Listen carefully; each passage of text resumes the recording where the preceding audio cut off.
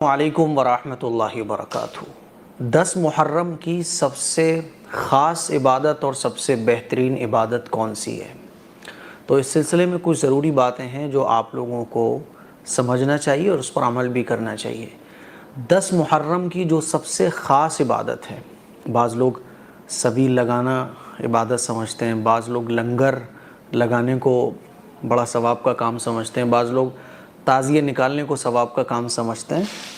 تو یاد رکھ لیں کہ 10 محرم کو جو سب سے خاص عبادت ہے، جو سب سے بہترین عبادت ہے کرنے کے لیے، وہ ہے روزہ رکھنا۔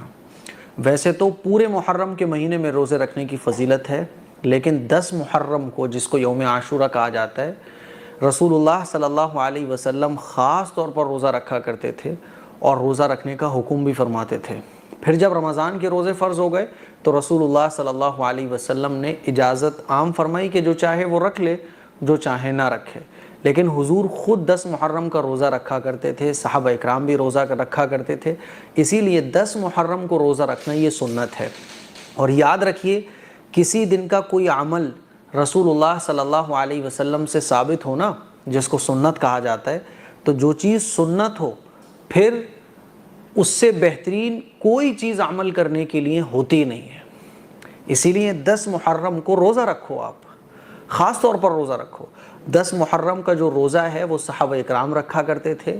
صحابہ اکرام کے بعد جو تابعین ہیں، تبع تابعین ہیں، مجتہدین ہیں، علماء ہیں، مفسرین ہیں، فقہا ہیں، سب روزہ رکھا کرتے تھے، اللہ والے روزہ رکھا کرتے تھے۔ حضرت حسین رضی اللہ تعالیٰ عنہ 10 محرم کو روزہ رکھا کرتے تھے۔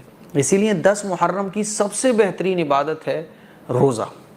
روزہ رکھو آپ۔ رسول اللہ صلی اللہ علیہ وسلم نے بہت ساری ایسی چیزیں جو یہودی اور مکہ کے جو قریش تھے، وہ حضرت ابراہیم علیہ السلام کی طرف منسوب کر کے جو چیزیں کیا کرتے تھے نا، تو بہت ساری چیزیں ایسی تھیں جو رسول اللہ صلی اللہ علیہ وسلم کو وحی کے ذریعے بتا دی گئی کہ یہ بالکل ٹھیک ہے۔ تو حضور حضرت ابراہیم علیہ السلام کی طرف منسوب جو چیزیں جن پر قریش مکہ اور یہودی عمل فرمایا کرتے تھے، حضور بھی ان چیزوں پر عمل بالکل اسی طرح سے فرماتے تھے۔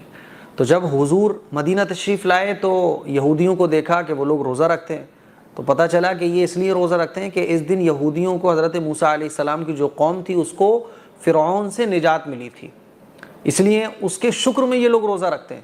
تو اللہ کے نبی صلی اللہ علیہ وسلم نے ارشاد فرمایا کہ ہم زیادہ مستحق ہیں اس بات کے کہ حضرت موسیٰ علیہ السلام کی شریعت پر عمل کریں۔ تو 10 محرم کو جو سب سے خاص عبادت ہے وہ روزہ ہے۔ روزہ رکھیے، یہ نفلی روزہ ہے۔ 10 محرم کے ساتھ آپ 9 کا ملا لیں، بہتر یہ ہے کہ آپ 2 روزے رکھیں، 9 10 یا پھر 10 11۔ اور مان لیجئے کسی پرابلم کی وجہ سے آپ 9 کا نہیں رکھ پائے، 11 کا بھی نہیں رکھ پائے، تو 10 کا بھی رکھ لو تو کافی ہے، اور آپ تینوں روزے رکھ لو 9 10 11 تو بہت اچھی بات ہے۔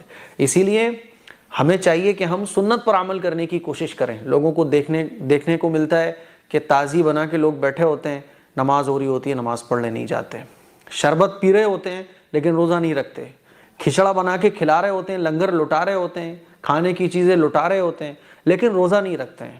تو ہمیں چاہیے کہ ہم سنت پر عمل کریں، کیونکہ حضرت حسین رضی اللہ تعالیٰ عنہ نے رسول اللہ صلی اللہ علیہ وسلم کے اسی دین کی خاطر اپنی جان کو قربان کر دیا تھا۔ مجھے امید ہے کہ میری یہ باتیں آپ لوگوں کو سمجھ آ گئی ہوں گی۔ اس کلپ کو شیئر کریں، دوسروں تک پہنچائیں۔ السلام علیکم ورحمۃ اللہ وبرکاتہ۔